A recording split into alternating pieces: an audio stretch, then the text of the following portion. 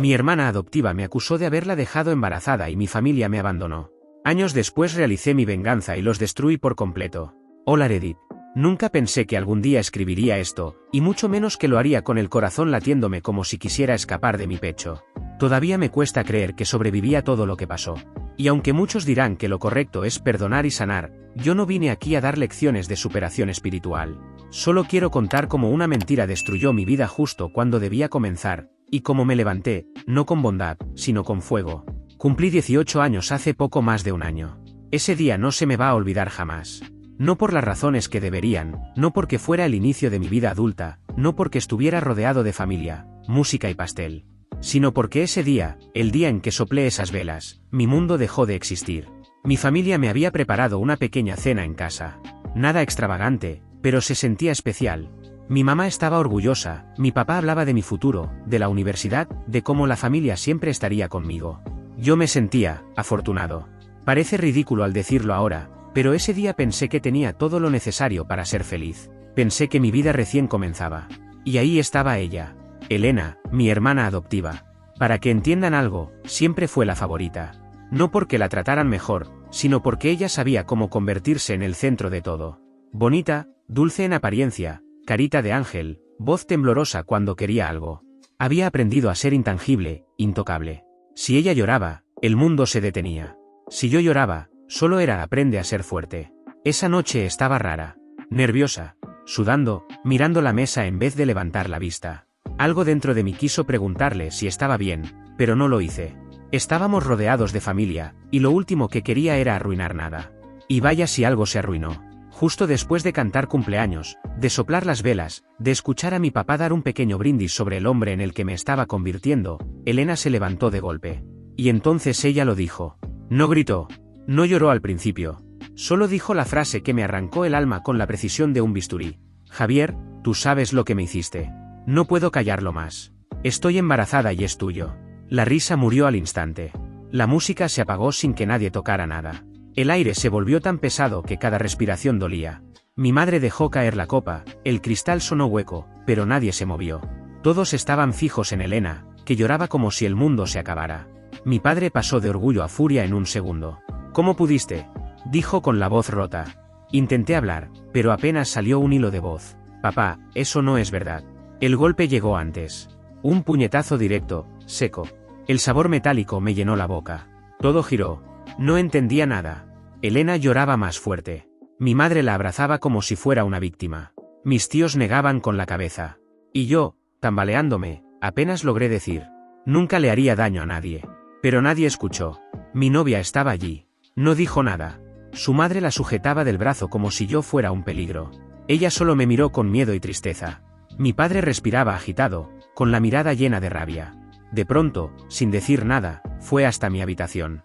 Escuché cómo abría los cajones, tiraba cosas, y minutos después regresó con una bolsa negra de basura en las manos. Dentro estaban mis camisas, mis zapatos, mis libros. Todo lo que me pertenecía. Tiró la bolsa a la calle con fuerza. Ya no eres mi hijo, dijo, con mucha rabia. No quiero verte nunca más por aquí. Nadie intervino. Nadie me defendió. Solo miraban. Mi madre lloraba abrazando a Elena. Los demás parecían conformes con el castigo. Mi padre me empujó con fuerza hacia la puerta, lanzándome fuera de la casa sin una palabra más. Caí al suelo, entre mis cosas tiradas, y antes de que pudiera levantarme, él ya había cerrado la puerta de un portazo que retumbó en toda la calle. Estaba en shock. Todo había pasado demasiado rápido. No sé cuánto tiempo me quedé frente a esa puerta cerrada, el frío me calaba los huesos, pero ni eso me movía. Cuando las piernas ya no respondieron, recogí mis cosas y caminé hasta el carro. No porque tuviera un plan, sino porque no había otro lugar donde ir. Me senté al volante sin encender el motor. Miré el parabrisas empañarse mientras trataba de convencerme de que nada de eso era real. No salían lágrimas. Solo una mezcla sorda de rabia, vergüenza y tristeza que me pesaba en el pecho. Encendí el auto solo por tener luz. Nadie salió. Nadie llamó. Las luces de la casa se apagaron, y con ellas sentí que algo en mí también se apagaba. Apoyé la frente sobre el volante. El silencio me aplastaba. Intenté dormir, pero cada vez que cerraba los ojos revivía la escena, las miradas, el golpe, la voz de mi hermana, y la puerta cerrándose para siempre. Cuando amaneció, me sentí igual de vacío. El sol salió, y yo seguía ahí, en el mismo lugar, como si la noche no hubiera terminado. Arranqué el auto sin saber a dónde ir. No tenía casa, ni plan, ni rumbo. Estacioné en un parque y vi a la gente pasar, niños jugando, perros corriendo, todo igual. El mundo seguía, como si el mío no se hubiera roto. Me lavé la cara en el baño público y apenas me reconocí en el espejo, ojeras, mirada perdida y el mismo traje de la noche anterior. A media mañana el teléfono vibró. Era mi novia. ¿Dónde estás? El corazón me dio un salto. Respondí rápido. Estoy afuera. No sé qué hacer. Dime dónde estás y voy. 3 minutos después llegó su respuesta. Mira, yo sí te creo. Pero mi familia no. Mis papás dijeron que no puedo verte hasta que esto se aclare. Lo siento. Me quedé mirando la pantalla hasta que el brillo dolió. Pensé en llamarla, explicarle, pedirle que creyera en mí, pero no lo hice. Ya no tenía fuerzas ni para eso. Guardé el teléfono, lo apagué y lo dejé a un lado. Si alguien en quien confiaba, alguien que conocía cada parte de mí, podía soltarme tan fácil por un rumor, entonces no quedaba nadie. Algo dentro de mí se quebró en silencio. El resto del día lo pasé dentro del carro. No comí, no dormí.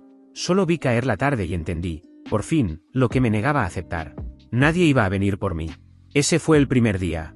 El día en que entendí que estaba, oficialmente, solo. Los días siguientes fueron una copia amarga del primero.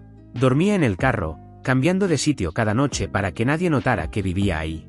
El frío se colaba entre la ropa, el cuello dolía, y cada amanecer era igual de gris. Intenté convencerme de que podía salir adelante, busqué trabajo en tiendas, restaurantes, gasolineras, pero en un pueblo pequeño las noticias vuelan. En cada lugar, alguien murmuraba mi nombre, y las miradas bastaban para cerrarme todas las puertas. Usé mis pocos ahorros en gasolina, pan y café barato. Lavaba mi ropa en lavaderos públicos, comía en el auto, me limpiaba en baños de parques. El cuerpo se me hacía más pesado cada día, y la mente más vacía. No era solo hambre ni frío, era la sensación de estar desapareciendo. Encendía el teléfono de vez en cuando.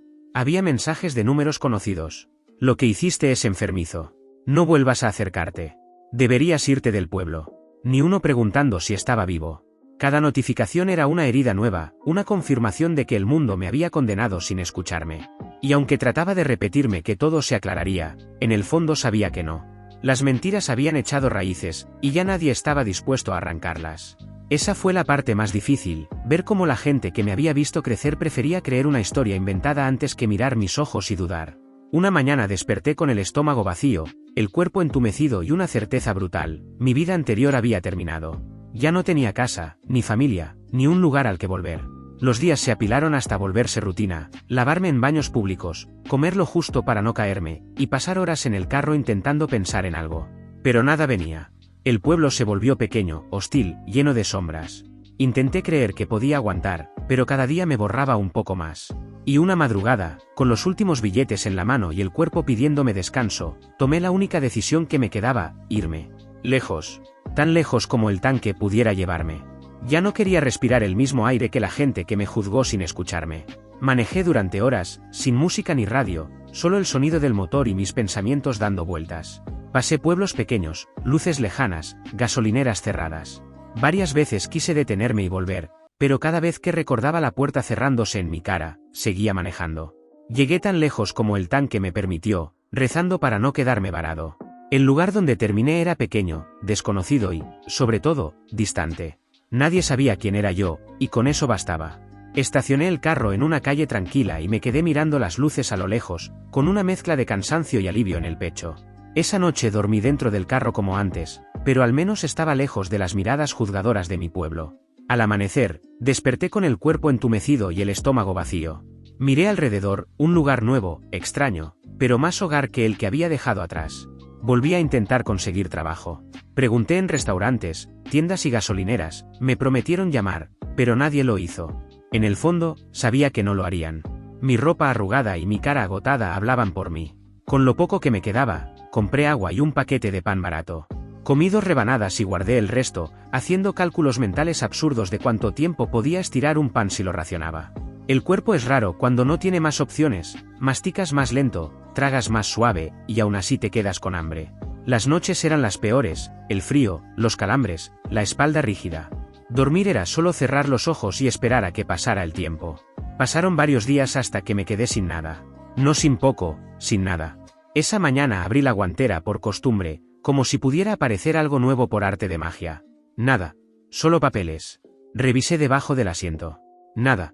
Solo polvo y una moneda que no servía ni para comprar chicle. El estómago me dolía distinto ese día. No era solo hambre, era esa mezcla de vacío físico y agotamiento total que hace que la cabeza te dé vueltas.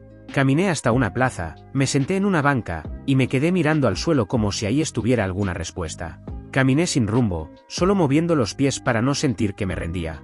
Detrás de un diner viejo, con un letrero a medio apagar, escuché un golpe metálico, alguien tiraba una bolsa de basura. El olor llegó primero y luego el pensamiento. ¿Y si hubiera algo ahí? Lo rechacé enseguida. Me dije que todavía no, que podía aguantar, que algo cambiaría. Pero el estómago me traicionó con un rugido que dolió más que el hambre. Sentí el cuerpo temblar, y el orgullo sosteniéndome a duras penas. Esa fue la primera vez que miré un basurero no como basura, sino como una puerta. Todavía no la crucé, pero ya estaba ahí, del otro lado de mi vida. Esa tarde el hambre se volvió insoportable. El cuerpo me pesaba, la visión se me nublaba, cada paso era una lucha. Me limpié la cara en la gasolinera y el reflejo en el espejo me mostró a alguien quebrado demasiado rápido. Y fue ahí cuando algo dentro de mí terminó de romperse por completo. Bajo el rugido del estómago nació un odio frío, una rabia con nombre y apellidos. Quería venganza, quería que mi familia pagara por lo que me arrebataron. Me prometí que lo haría realidad, buscaría justicia por mi nombre, por mis noches robadas, y no descansaría hasta verlos en el suelo pidiendo clemencia. Entonces lo escuché otra vez, el golpe metálico del contenedor detrás del diner. Miré alrededor. Nadie. Me acerqué, abrí la tapa, y vi pan aplastado, papas frías, un pedazo de pollo mordido. Comida que nadie quería. Tomé un poco, respiré hondo y caminé unos pasos hasta sentarme en la acera frente al local. Me quedé ahí, espalda recta, mirada fija y afilada hacia el frente, con el odio y la necesidad de venganza ardiendo por dentro mientras sostenía la comida entre mis manos. Estaba sobreviviendo e intentando no quebrarme mientras el mundo seguía su curso, como si yo no existiera. La puerta del diner en ese momento se abrió con un suave chirrido metálico. Un hombre salió del mismo como si acabara de terminar de comer. Tendría unos 40 y tantos, tal vez 50. Vestía como cualquiera que acaba de terminar un día largo, camisa sencilla, chaqueta liviana, pantalones acomodados. No había nada especial en él, era simplemente otra persona más. Miró a su alrededor con la calma de quien revisa que todo esté en orden antes de irse. Y entonces me vio. Yo seguía quieto en la acera, con la vista perdida en ningún lugar. Sostenía la comida entre las manos, sin fuerzas para decidir si comer o no. Él se detuvo unos metros frente a mí. No dijo nada. Solo me observó en silencio. Pude sentir su mirada fija sobre mí, una mirada que no juzgaba ni apartaba. No tenía la repulsión con la que muchos me habían mirado en los últimos días. Era distinta. Había algo en sus ojos, algo que no sabría explicar. Tal vez curiosidad, tal vez comprensión. Dio unos pasos más, acercándose lentamente pero seguro. Yo evité mirarlo al principio. No quería contacto visual con nadie. Pero él no se fue. Parece que estás pasando por un mal momento, dijo con voz tranquila, firme, sin lástima. Esa frase, simple como era, me golpeó más que cualquier pregunta. No había juicio en su tono. Solo la constatación de un hecho evidente. No respondí. Solo respiré hondo y apreté un poco el pan entre las manos. No deberías comer eso, añadió después de unos segundos, señalando la bolsa. Estoy bien, mentí apenas moviendo los labios. Él asintió con un gesto leve, sin contradecirme. Se quedó en silencio unos instantes más y luego dijo: ven. Era una invitación serena, como quien abre una puerta sin empujar. Vamos dentro, añadió. Te invito a algo de verdad. Por un segundo pensé que no lo había escuchado bien. Nadie me hablaba así desde hacía mucho tiempo. Lo miré finalmente. Y vi en su rostro algo que no encontraba en nadie desde el día que mi vida se derrumbó: humanidad. Me levanté. No dije gracias todavía, no podía. Cualquier palabra habría roto el nudo que me apretaba la garganta. Él abrió la puerta y esperó a que entrara. El sonido de la campanita marcó mi paso, y con eso, crucé el umbral del silencio en el que había estado viviendo. Por dentro, el diner estaba casi vacío.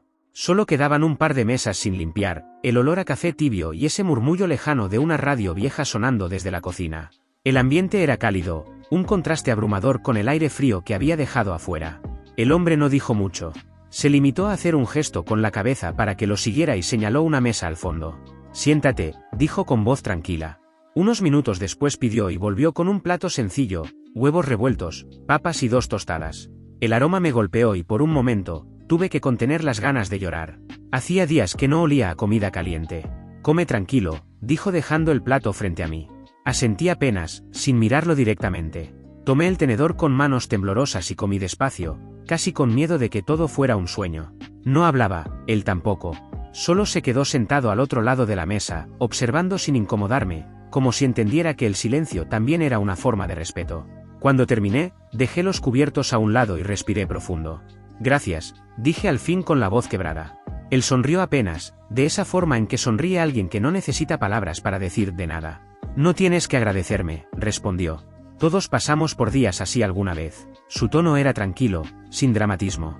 Y eso lo hizo más real. Me observó por un instante, con esa mirada analítica que parecía ver más allá de la ropa o del cansancio. No pareces alguien que viva así, dijo midiendo cada palabra. Solo alguien que está, pasando por algo. No supe qué responder. Solo bajé la mirada. Él se levantó, dejó unos billetes en la mesa y se puso la chaqueta. Antes de irse, añadió con naturalidad. Conozco al encargado de la cocina. Si vuelves mañana temprano, podría conseguirte algo que hacer. No es gran cosa, pero es trabajo honesto. Levanté la vista sorprendido. ¿En serio? Sí, asintió con una calma que me descolocó. Mañana al amanecer, pregunta por él. Dicho eso, se despidió con un leve movimiento de cabeza y salió del lugar. El sonido de la campanita volvió a sonar cuando la puerta se cerró. Me quedé solo, con el plato vacío frente a mí y una sensación extraña en el pecho. No era esperanza todavía, pero sí algo parecido a un respiro. Salí un rato después, caminé hasta mi carro y conduje hasta un lugar menos transitado. Por primera vez en semanas, dormí sin sentirme completamente hundido. No porque mi vida hubiera cambiado, sino porque por fin alguien me había visto sin juzgarme. A la mañana siguiente me desperté antes del amanecer. El aire helado me cortaba la cara, pero tenía una meta clara por primera vez en mucho tiempo. Me lavé en el baño público, subí al carro y conduje hasta el diner. El letrero todavía estaba apagado cuando llegué. Esperé afuera, quieto, mientras el cielo empezaba a aclararse. No tenía mucho, pero tenía algo que hacer. Minutos después apareció un hombre con gorra y llaves colgando del cinturón. Me miró rápido, como evaluando si valía la pena hablar conmigo. ¿Qué buscas?, preguntó. Me dijeron que viniera a preguntar por la vacante de lavaplatos, contesté. Se quedó en silencio unos segundos, luego abrió la puerta. Pasa, dijo simplemente. El interior olía a café fresco y pan tostado. El encargado me llevó al fondo, donde un fregadero industrial brillaba bajo la luz. Aquí es. No es fácil ni glamoroso, pero si trabajas, te quedas, añadió sin mirarme mucho. Entendido, dije. Me entregó un delantal viejo y unos guantes gastados. El primer contacto con el agua caliente me quemó los dedos, pero no me detuve. Lavé, enjaboné, enjuagué, una y otra vez, hasta que el cuerpo me dolía entero. No me quejé. El cansancio se sentía distinto cuando venía del esfuerzo y no del sufrimiento. Así pasaron los primeros días. Llegaba antes del amanecer, me lavaba en el baño del personal y empezaba a trabajar sin hablar demasiado. Nadie me preguntaba mucho, y eso estaba bien. El jabón me agrietaba las manos, la grasa se pegaba en la piel, pero en el fondo sentía una calma rara, estaba haciendo algo útil. Por las noches seguía durmiendo en el carro, igual que antes, pero ya no se sentía igual. No era el refugio de alguien perdido, sino el descanso de alguien que empezaba a moverse hacia adelante. Con el primer pago no compré nada extra. Lo usé para alquilar un cuarto pequeño en las afueras del pueblo. Era sencillo, con una cama angosta, una mesa vieja y una ventana por donde se colaba el viento, pero al menos era un lugar donde podía descansar de verdad. Después de tantas noches en el carro, dormir bajo un techo, aunque fuera modesto, se sintió como un alivio silencioso. Me sentía vivo otra vez, aunque nadie lo supiera. Una tarde, me tocó ayudar a mover unas cajas desde la parte trasera del diner hasta la entrada. El sol ya se estaba escondiendo, y el aire olía a grasa, café y asfalto caliente. Mientras acomodaba las últimas cajas, levanté la vista y lo vi, era el señor de aquella noche que me había ayudado. Estaba junto a su auto, observando en silencio, con esa calma que parecía leer más de lo que mostraba. Por un instante dudé si saludarlo o fingir que no lo había visto, pero fue él quien habló primero. «¿Vas bien?», dijo con voz tranquila. Me quedé quieto un segundo, sin saber qué responder. Al final, solo atiné a decir, casi en un susurro: «Gracias por la ayuda». Él sonrió apenas y levantó la mano en un gesto leve, como restándole importancia, o tal vez queriendo decir «sigue así». Luego subió al auto y se marchó sin mirar atrás. Me quedé viéndolo alejarse mientras el ruido del motor se perdía entre los sonidos del pueblo. No era una despedida, pero algo en mí entendió que esas pocas palabras y ese gesto valían más que cualquier discurso. Volví al trabajo y me esforcé más ese día. Creo que se me notaba una leve sonrisa que hacía mucho tiempo no tenía. Con el segundo pago compré lo básico que me faltaba, un par de camisetas, calcetines, un cuaderno y un bolígrafo. Ese mismo día pasé por la escuela nocturna del barrio y pregunté por un curso corto de administración básica, contabilidad inicial, inventarios, turnos y costos. Me inscribí para las clases de la noche, 3 veces por semana. No lo hice solo por estudiar. Quería entender cómo funcionaba un lugar como en el que trabajaba desde adentro, cómo se sostenía, cómo se organizaba el trabajo, qué hacía que un negocio sobreviviera o fracasara. Después de todo lo que había pasado, sentía una necesidad profunda de superarme, de construir algo que dependiera solo de mí. Si lograba entender cómo funcionaban las cosas, quizá algún día podría mejorarlas o crear algo propio. La rutina empezó a armarse sola, abrir temprano, fregar hasta que el acero brillara, ayudar a limpiar al cierre, ducha rápida en el cuarto alquilado y a clase. Volvía tarde, con los dedos arrugados por el agua caliente y la cabeza llena de números, pero sin quejarme. El cuerpo se acostumbró antes que la mente. Pasaron las semanas y sin darme cuenta, ya era parte del lugar. Trabajaba en silencio, cumplía con todo y el encargado de la cocina empezó a confiar más en mí, asignándome otras tareas pequeñas dentro del local. Un día, el encargado anunció que pronto habría una visita importante de los directivos. Desde entonces, todo cambió, limpieza a fondo, horarios más estrictos, atención al detalle. En la víspera de la visita me quedé hasta tarde, dejando todo impecable. Esa noche no había cansancio, solo la sensación de estar haciendo las cosas bien por primera vez en mucho tiempo. Y entonces llegó el día. Desde temprano, el local estaba más vivo que nunca. El encargado daba órdenes, el café no dejaba de hervir y cada empleado se movía con una precisión que nunca había visto. Afuera, autos oscuros se alineaban frente al diner y hombres con carpetas y trajes bajaban uno tras otro. Yo me mantuve al fondo, concentrado en mi tarea, hasta que una voz me detuvo. No era autoritaria, pero tenía un peso que se hacía sentir incluso sobre el ruido de la cocina. Levanté la vista. Y lo vi. El señor que me tendió la mano esa noche, ahora caminaba entre los directivos con paso firme, saludando, revisando, dando instrucciones. No necesitaba presentación. Bastaba con ver cómo los demás lo escuchaban para entender que era él quien mandaba allí. Cuando terminó la reunión, los directivos comenzaron a salir poco a poco, hablando en voz baja y revisando carpetas. Yo seguía en la cocina, fingiendo que limpiaba algo, pero en realidad solo trataba de procesar lo que acababa de ver. Era él. Ese señor, ya no era un cliente cualquiera, sino alguien que movía todo desde arriba. Cuando el local se vació, se giró hacia la cocina y me hizo una seña. Salí, todavía con el delantal puesto. Buen trabajo, dijo con calma. El lugar se ve bien. Gracias, respondí, sin saber qué más decir. Hubo un breve silencio. Te he visto trabajar, añadió. Has cambiado mucho desde la primera vez, me alegro mucho, sigue así. No supe qué responder. Solo asentí. Después de unos segundos, dijo. Cuando termines tu turno, pasa por la oficina. Quiero hablar contigo. Claro, señor, respondí, manteniendo la voz firme, aunque por dentro aún estaba nervioso. Hice una breve pausa, escogiendo las palabras. Disculpe, ¿cómo debería llamarlo? Él me miró, con esa calma que da la seguridad absoluta. Puedes llamarme señor Morgan. Asentí con respeto. Está bien, señor Morgan. Gracias por la oportunidad. Una pequeña sonrisa apareció en su rostro antes de darse la vuelta y salir del lugar. La tarde se me hizo eterna. No sabía si era una advertencia, una felicitación o algo más. Cuando por fin fui, lo encontré revisando unos papeles. Pasa, dijo. Siéntate. Obedecí. ¿Qué piensas hacer ahora? Preguntó. Seguir trabajando, contesté. Y también continuar estudiando. Quiero aprender cómo funcionan las cosas, entender el negocio. Él asintió, pensativo. Eso demuestra que no te rendiste, dijo simplemente.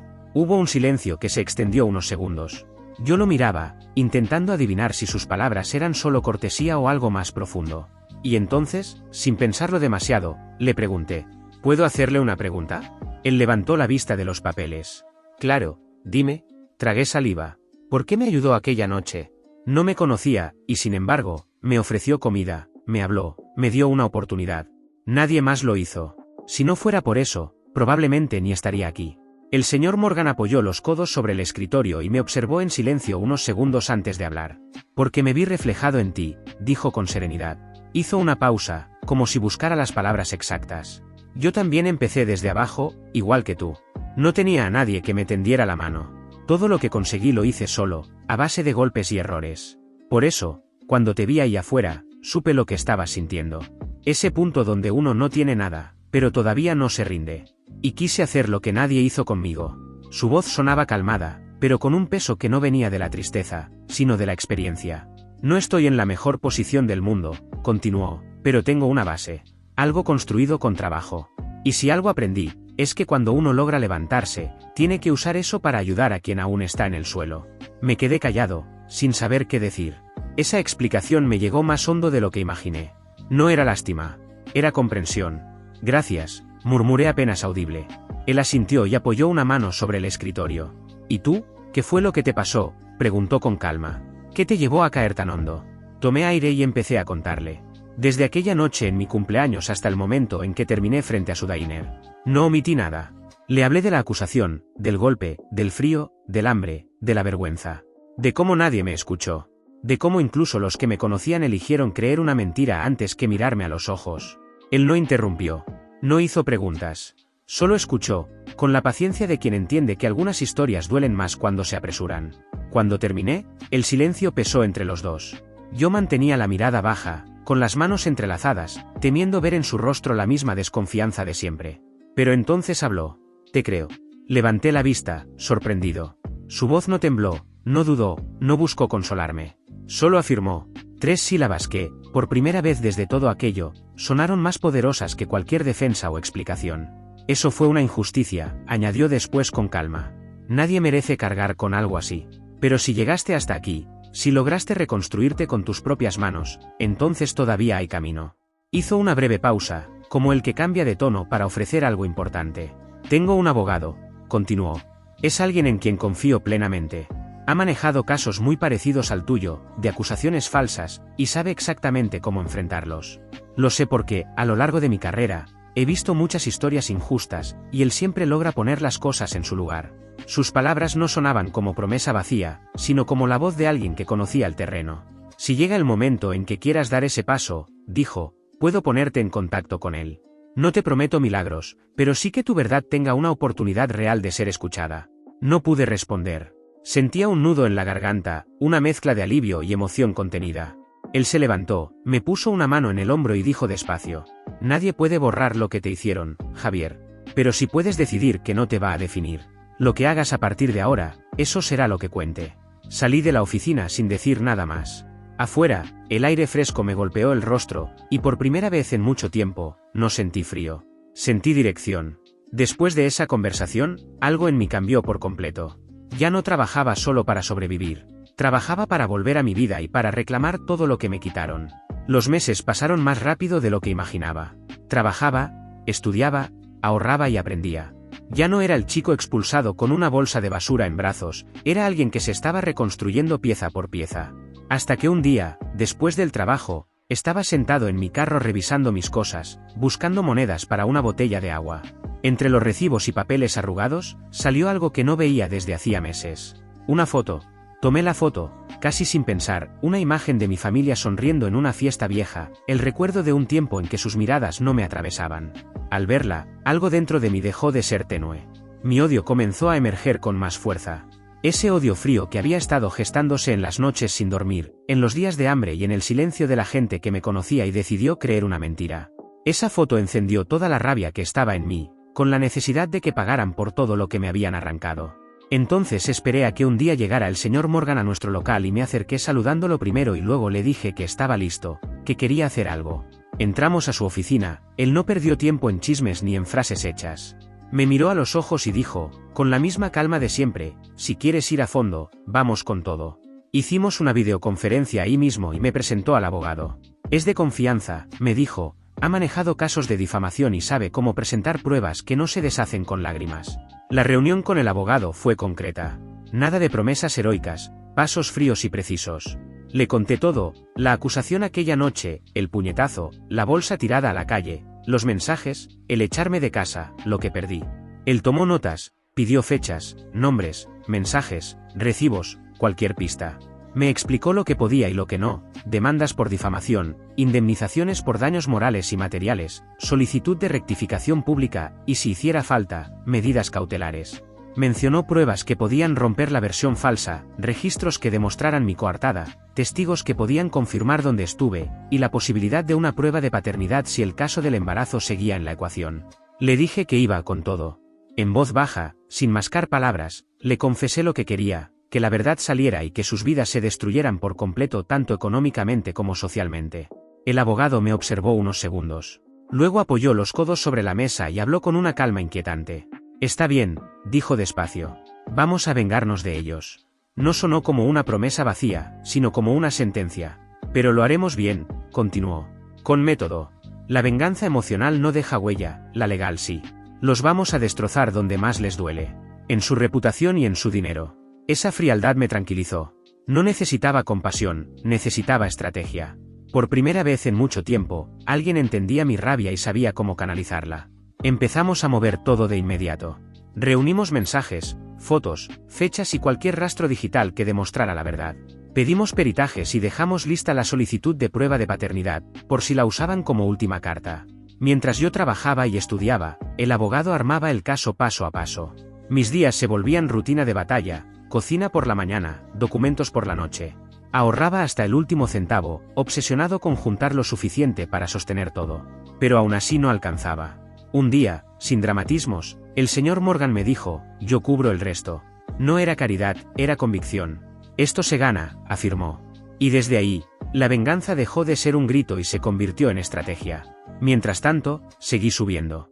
El trabajo me dio rutina y alguna dignidad, estudié por las noches administración básica, contabilidad, inventarios, gestión, para entender cómo funcionaban los negocios. Esa decisión no fue una presunción, quería herramientas para no depender de nadie, para entender números, para poder presentarme con cabeza frente a cualquier sala. Aprender me daba control, el trabajo me daba dinero y prueba de un esfuerzo real. Cuando por fin reunimos todo, mensajes, fechas, fotos, declaraciones, registros y abogados listos, no hubo más que esperar. El caso estaba armado. Ya no era rabia sin rumbo, era un expediente afilado. Primero enviamos la demanda formal por difamación y daños. Fría, directa, sin espacio para sentimentalismos. Junto a ella, la solicitud oficial para realizar la prueba de paternidad del bebé que Elena había usado para hundirme. Sin insultos. Sin amenazas. Solo papeles, sellos y consecuencias. Al principio el silencio fue total. Después, empezó el ruido. Durante los días siguientes intentaron buscarme por todas las vías posibles, mensajes en redes con números desconocidos, llamadas perdidas sin nombre, correos desde cuentas que no reconocía. Los ignoré todos con la misma calma fría, no quería darles la ventaja de mi reacción. Pero hubo uno que no pude dejar pasar, el correo de mi padre. Apareció en la bandeja como un fantasma que creía haber enterrado, con ese asunto anodino que delataba urgencia disfrazada de formalidad. Por un segundo pensé en borrarlo sin abrirlo, pero lo abrí. El texto era torpe, lleno de excusas y de esa hipocresía que solo sale cuando el miedo reemplaza al remordimiento. Y ahí, en medio de frases largas y justificativas, había una línea que me clavó al asiento: tu hermana tuvo al bebé hace meses y cuando lo vio, rompió. Dijo la verdad. Seguí leyendo y cada palabra fue una chispa que prendía algo que llevaba tiempo latiendo en silencio. Confesó que todo fue mentira, que el niño no era mío, que inventó la historia porque el verdadero padre era alguien peligroso que no quiso asumirlo, y que ellos, mis padres, lo supieron y no movieron un dedo. No sé cuánto tiempo me quedé mirando la pantalla. Segundos que se volvieron meses en mi cabeza. La amargura se volvió hielo en el estómago. Habían esperado mientras yo me desmoronaba, mientras pasaba hambre, frío y humillación. No me buscaron. No intentaron aclararlo. No hicieron nada hasta que la denuncia llegó a sus manos y el miedo empezó a picarles la conciencia. Eso me quemó más que la mentira misma. Cerré el correo con las manos temblando, respiré hondo y sentí como algo dentro de mí cambiaba de pulso. Ya no era solo rencor desordenado, era una ira afilada y fría, calculadora. Pensé en las noches en que conté monedas, en la puerta que se cerró, en la foto en la billetera que rebotaba en mi memoria. Esa imagen encendió el último interruptor. Me levanté, marqué el número del señor Morgan y del abogado, y les dije con la voz contenida pero firme: vamos con todo. Tras enviar la demanda y presentar las pruebas, llegaron las citaciones. Me volvieron a llamar y a mandar correos para que quitara los cargos, algunos con súplicas, otros con amenazas. Fueron los padres intentando apagar el fuego. Su abogado pidió una reunión con el nuestro. Ofrecieron aclarar y negociar para evitar el escándalo. En la sala de la oficina legal, con el señor Morgan al lado y mi abogado sereno, me lo propusieron: un pacto, dinero discreto, que todo quedara en privado. Les respondí sin titubear: no hay trato. Voy hasta donde tenga que llegar. Quería que pagaran por lo que me hicieron. El proceso después de esto no se detuvo, al contrario, se aceleró. Yo seguía fregando platos, estudiando y durmiendo lo justo. De día sobrevivía en la cocina, de noche construía mi defensa. Nada de discursos heroicos, era puro miedo mezclado con terquedad. No iba a dejar huecos. Cuando todo estuvo listo, nos llegó la fecha del juicio. Ahí ya no había marcha atrás. El día del juicio entré al juzgado con traje prestado y la barba recién afeitada, con ese nudo en el estómago que no se suelta ni con agua. A mi lado iban mi abogado y el señor Morgan, el hombre que me dio la mano cuando yo estaba en lo más bajo. Nadie dijo mucho, solo el tipo de silencios que se hacen antes de una tormenta. Del otro lado estaban ellos, mis padres con la ropa arrugada y los ojos gastados, y mi hermana adoptiva con ese temblor que parece culpa o miedo, no sé, pero que en mi caso ya no alcanzaba para ablandarme. El abogado de su familia intentó hablar primero, como si todo pudiera rebajarse a un malentendido, que si fue una confusión, que si actuaron por preocupación, que si las palabras se torcieron, lo de siempre, versiones blandas para tapar una mentira dura. Yo me quedé quieto, respirando despacio, y cuando el juez le dio paso a mi abogado, supe que por fin íbamos a caminar sobre tierra firme. No hizo discursos heroicos. Puso los papeles en orden y dejó que hablaran solos, mensajes, fechas y registros que recuperamos con paciencia de hormiga. No hubo prueba de paternidad porque nunca fue necesaria, mi abogado lo explicó claro, que esa prueba estaba disponible si la otra parte decidía empujar por ahí, pero que con la confesión en mano del correo admitiendo todo ya no hacía falta abrir ese capítulo. Entonces vino la parte que más me pesó escuchar, aunque yo ya la conocía de memoria, mi vida hecha trizas enumerada en voz neutra. La noche que me sacaron de casa a los 18 como si yo fuera un peligro, el carro convertido en dormitorio, los trabajos que nunca me llamaron porque el rumor corría más rápido que mi nombre, las miradas en el pueblo, las puertas que se cerraron con un mejor no, la ansiedad pegada a la espalda como una sombra. Mi abogado habló de pérdidas contables y de daños que no caben en una hoja de cálculo, y vi al juez tomar notas sin levantar la vista, como si la tinta pesara. El abogado de ellos quiso cortar, objetar, inventar hechos falsos que no fue para tanto, cosa que no tuvo repercusión. La sala estaba en silencio salvo por los papeles deslizándose, y en ese silencio mi hermana adoptiva se quebró, que esto no podía estar pasando, que no fue su intención, que todo se le había ido de las manos. Mi padre apretó los párpados como si quisiera despertarse en otra vida y mi madre la abrazó sin mirar a nadie. El juez tardó un rato, revisando todo como si necesitara sentir cada página antes de hablar. No levantó la voz ni dio discursos, solo dijo que el daño había sido real, público y profundo, y que no se arreglaba con un lo siento y 2 lágrimas. Ordenó una disculpa formal, una rectificación pública y una indemnización seria, nada simbólico. Fijó la cifra, $350.000, pagaderos entre la hija y los padres, con embargos parciales sobre la casa y los negocios familiares si no cumplían a tiempo. También dejó por escrito que, si intentaban retrasar los pagos, se aplicarían intereses y medidas adicionales. No hubo cárcel porque esto era civil y ella era madre, pero el mensaje fue claro, destruir una vida no sale gratis. El murmullo explotó en la sala. Mis padres dijeron que era imposible, que ese dinero los iba a dejar sin nada. Mi hermana adoptiva lloró pidiendo que no arruinaran su vida y la de su hijo. Yo pensé en la mía, hecha pedazos sin que nadie me diera el beneficio de la duda, y guardé silencio. El señor Morgan me tocó el hombro y respiré hondo, como si ese fuera el primer aire limpio en años. Al salir, los tres me miraron con una mezcla rara de súplica y resentimiento, como preguntando por qué llevé esto tan lejos, como si no hubieran sido ellos quienes empujaron primero. No contesté. El juez había hablado. Yo no volteé atrás. Por primera vez desde que todo empezó, mi nombre pesaba más que su ruido. Después del fallo, el pueblo donde viví hizo lo que el pueblo hace, primero calla, después pregunta, al final acomoda su relato. Los clientes de la familia empezaron a desaparecer por la puerta de atrás, y lo supe sin que nadie me lo contara porque esas noticias corren solas. La casa que antes brillaba se volvió un número, una tasación, una venta necesaria. Sentí que el karma había hecho su trabajo. Con el dinero de la indemnización hice lo más básico y lo más necesario, dejar el apartamentito apretado donde estuve aguantando mientras se resolvía todo. No me fui lejos ni hice vida nueva en alguna ciudad soñada ni nada de novela. Solo me mudé a un apartamento más grande, con espacio para respirar, cocinar sin estar pegado a la cama y estudiar sin sentir que vivía dentro de una caja. Ese cambio fue mi forma de recordarme que ya no estaba sobreviviendo, estaba empezando a vivir otra vez. Después vinieron los comentarios, mensajes que llegaban por redes, gente opinando desde lejos, algunos indignados, otros tratando de quedar bien ahora que la verdad había salido. Pero yo ya no estaba para eso. Ni respondí, ni expliqué, ni alimenté nada. La opinión que casi me destruyó una vez ya no tenía poder sobre mí. Seguí mis estudios, seguí aprendiendo y pensando en el futuro. No sabía exactamente cuándo ni cómo, pero tenía claro que algún día quería abrir mi propio negocio y levantar algo con mis manos. Todavía me faltaba camino, sí, pero por primera vez no me daba miedo admitirlo, estaba en marcha. Antes de recibir toda la indemnización seguí trabajando en el diner. Ese dinero no llega de golpe, así que mientras tanto yo seguía ahí, ya en un puesto más alto, aprendiendo cómo se maneja un negocio desde adentro y también para agradecer de verdad al señor Morgan. Una noche, cuando el local ya estaba casi vacío y se escuchaba solo el sonido de la cafetera apagándose, nos quedamos solos el señor Morgan y yo. Me acerqué y le dije gracias, sin formalidades ni discursos.